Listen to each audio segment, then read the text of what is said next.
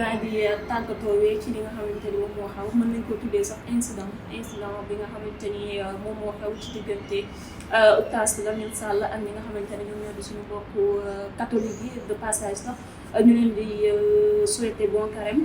gis nañ ni nag des fois Lamine day juum nit ku dul juum amul comme ni koy faral di ko waxee Olof Ndiaye yàlla bindul ku dul juum ci àdduna ba tax na suñu Oustaz Lamine Sall juumoon na ci kàddu yi nga xamante ne suñu mbokku catholique yi rafetlu wuñ ko coow bi am fu mu àgg ci jàppal bàyyi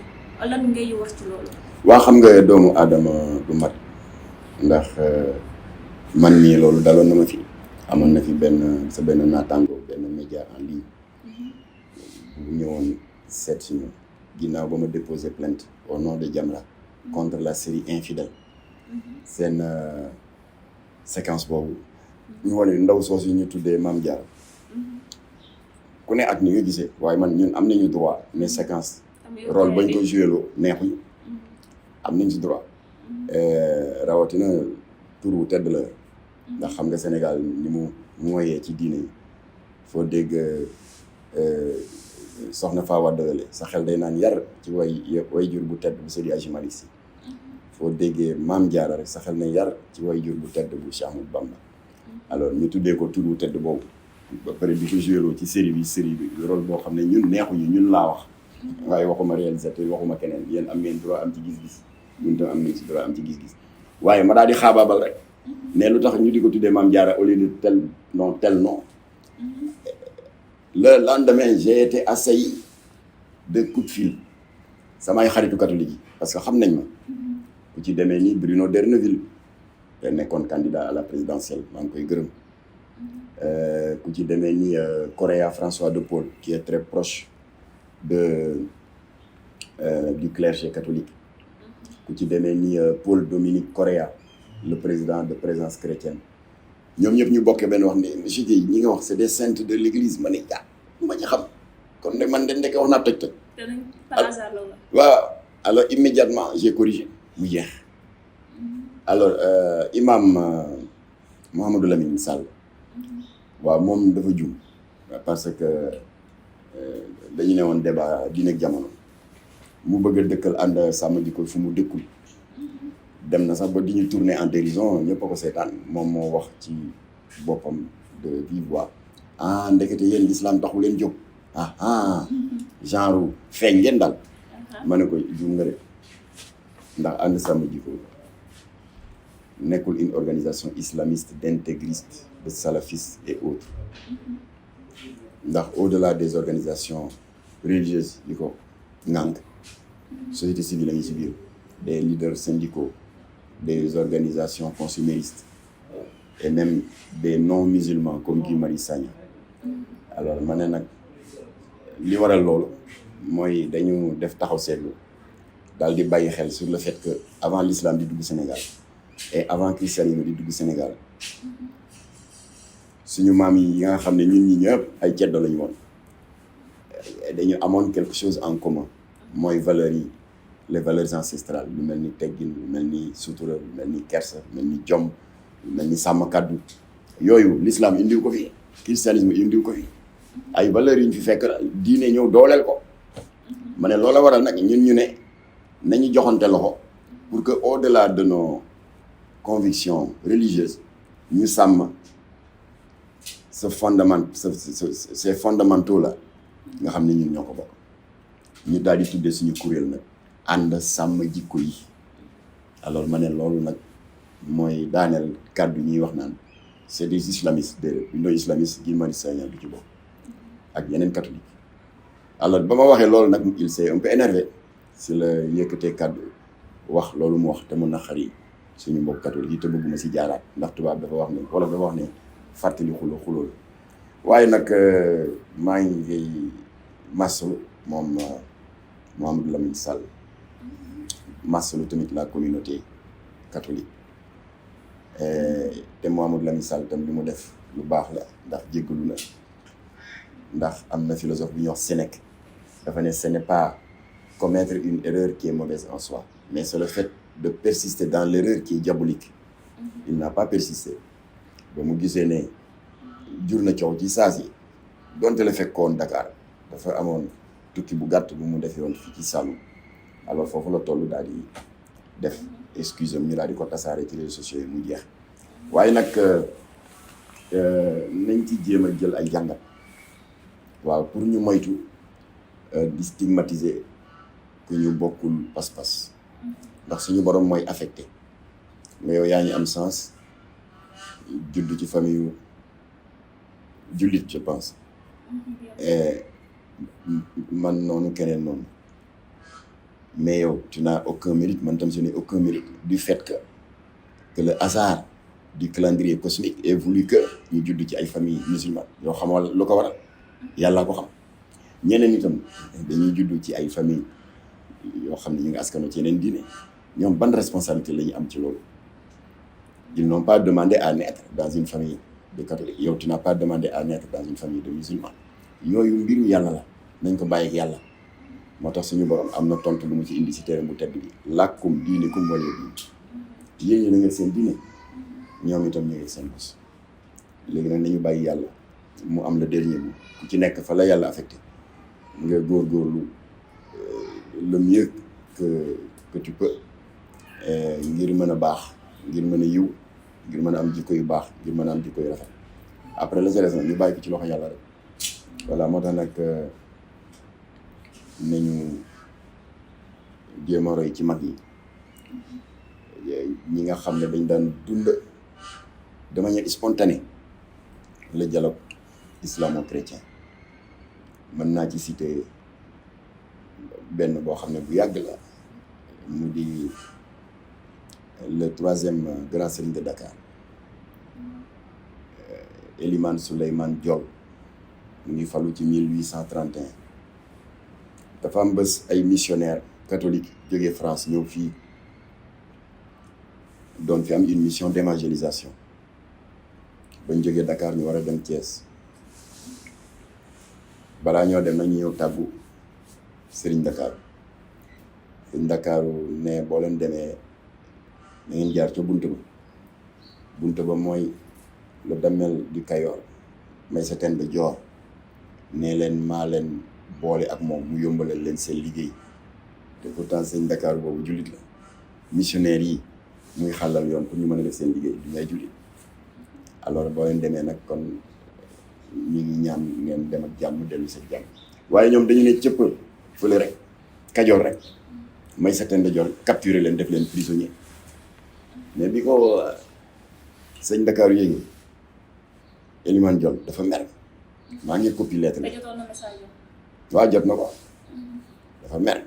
maa ngi copie lettre bi ku ci bëgg firnde da ngay dem archive nationale nga jël la lettre du troisième khalife du troisième grand serigne de Dakar adressé à Maïssatène de Dior en date du 18 mai 1847 mu bind Damel ne ko dégg naa tubaab yi dañ fa ñëw nga jàppale ñoom mission pacifique lañ doon dox nga jàppale te man mii maa leen wax ne bu ñu ne cëpp fële Kajoor nañu la ziar ba noppi nuyu la doo ko def seen mission ñu sàmmonteeg loolu yow amoo loo leen di fayee nga jàppale maa ngi lay yëgal ni boo amee benn karaw boo laal ci ñoom rek man mii Elimane Diol danaa la déclarer une guerre qui peut durer 30 ans xoolal boobu hospitalité di défendre avec acharnement des missionnaires catholiques moom en tant que autorité coutumière et religieuse kon benn firnango mais y en a beaucoup que mag ñi après mujj nañ leen bàyyi dañu mujjee y a eu des intermédiaires des va-et-vient des kii alors je précise que ñaari labbe yooyu ñu ngi tuddoon père Aragon pour ñi bëgg ay preuves ak frère Siméon voilà boo def archive nationale dañuy gis document yooyu alors benn firnango qui illustre que le dialogue interreligieux a toujours été une réalité beneen firnde bi mais y en a beaucoup bi suñu mbokk lébu yi jot benn sàkkuteefu communauté catholique bi fi nekkoon ne dañu bëgg a jàngu bu mag église di wut suuf ancien cimetière lébu bi nekk fii avenue de la République ñoom ñu jël ko séddee ko suñu mbokk catholique yi mooy la cathédrale de Dakar ci suñu tuddee ko léegi cathédrale Notre-Dame des Victoires ancien cimetière lébu la woon te les Lébou sont des musulmans alors cimetière boobu église ba chantier ba demee ba jeex ñu war ko inaugurer autorité catholique yi daal di saisir le Saint-Siège de Rome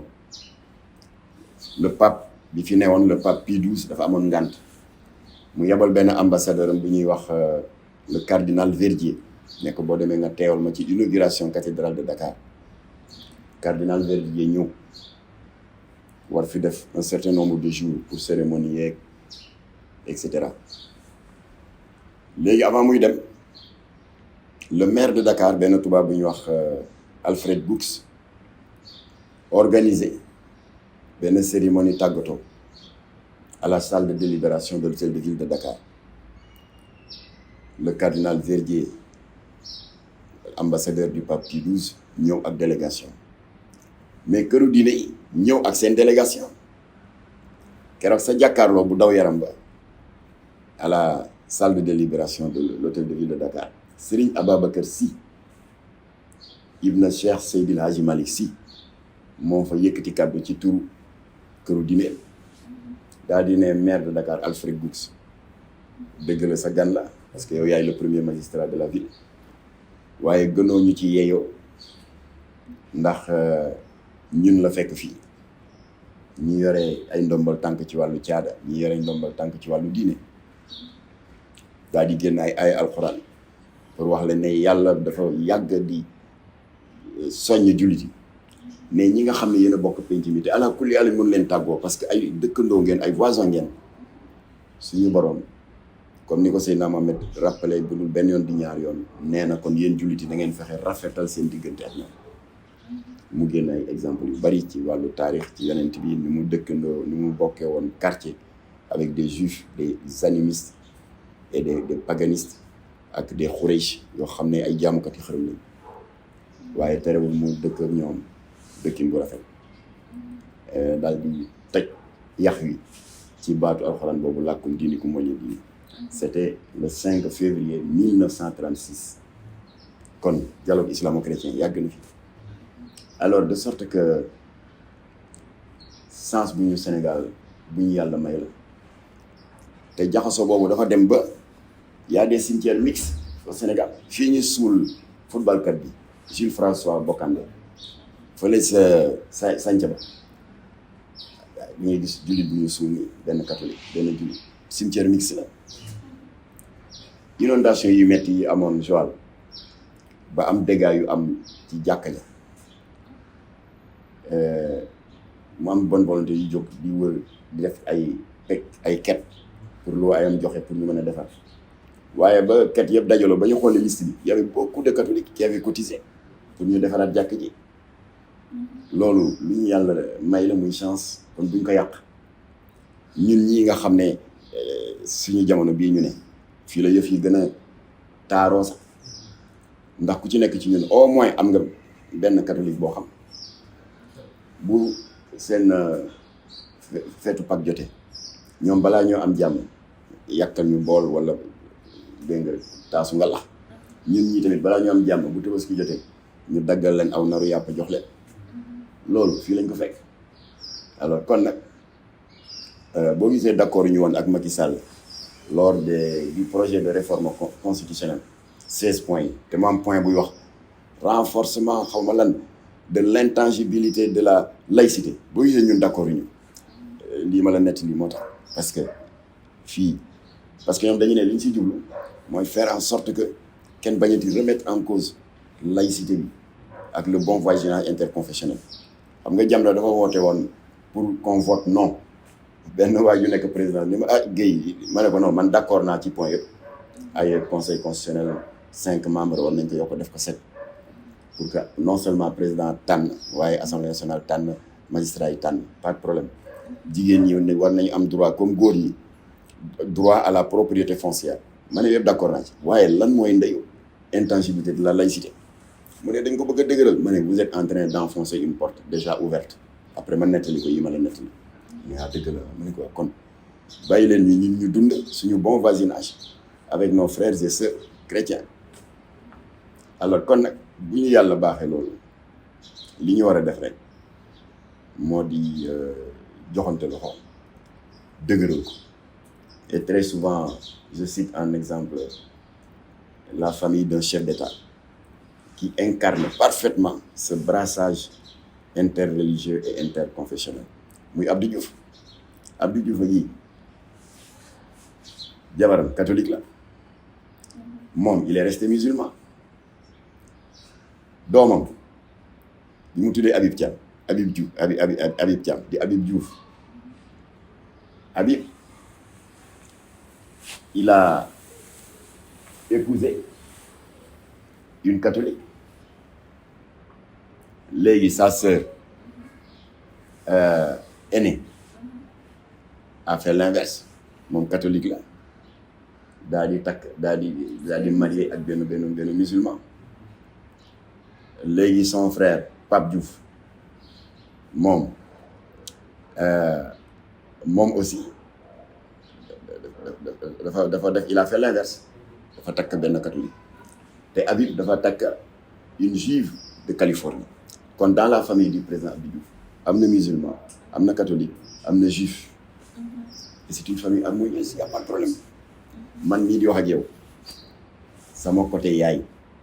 mon oncle maternel te nekkoon fii président de la fédération de basket ancien directeur général du CICES Ibou Diagne jabaram Césarine la tudd bàjjan la ci umpaañ la ci man ndax sama jabaru ni yaay la ba fi may wax yow day dem mees di mbokk yi xewle ci affaire pàcc yeeg yooyu mu dem bokk ci ñi defar nga lax yi et cetera et bokkuñu diine mais y a aucun problème sama côté Pape sama grand frère u Pape Ibrahima Gueye jabar jaa ngi tudd Émilie Pierre y a aucun problème alors kon nag loolu lu ñu yàlla baaxee la kon imam Mouhamadou Lamine Sall dafay juum rek waaye maa ngi rafetlu li nga xam ni spontanément présenté na ses excuses di rafetlu tamit taxawaayu suñu mbokku catholique yi ci seen pondérance seen dal ndax bu doon yenn dëkk yu bari kàddu yi ñagas jóg na kàddu yi ñagas jóg fii yëf yi mel ni tulleeg maale waaye ñoom itam ànd nañu dal ba ñëpp maîtriser mbir yi ba jàmm dellu si kon nag yàlla na suñu borom daxal Sénégal seytaane yàlla na suñu borom na saxal pexe def katu ñaawteef yi yàlla na suñu borom néewal doole lobby LGBT yi te lobby LGBT yi bu ñu yeboo ñu xam ne duñu tàyyi di fësal seen yu bon di def promotion seen yu bon ndax xale yi xam ko ñu siiwal ko ndax xale yi xam seen combine ak seen complot duñ ci jóge tey duñ ci jóge ëllëg surtout góor jigéen yi porté plainte jëmm yu tedd yu mel ni sëñ Mountakha ak sëñ Babacar Sy Mansour bu leen jig yàlla na yàlla ñor di fan suñu ay kilifa diine te toftal ci wér yàlla na yàlla def jàmm ci réew mi te làq ñu Sénégal fu yàq yegul wa salaamu aleykum wa rahmatullah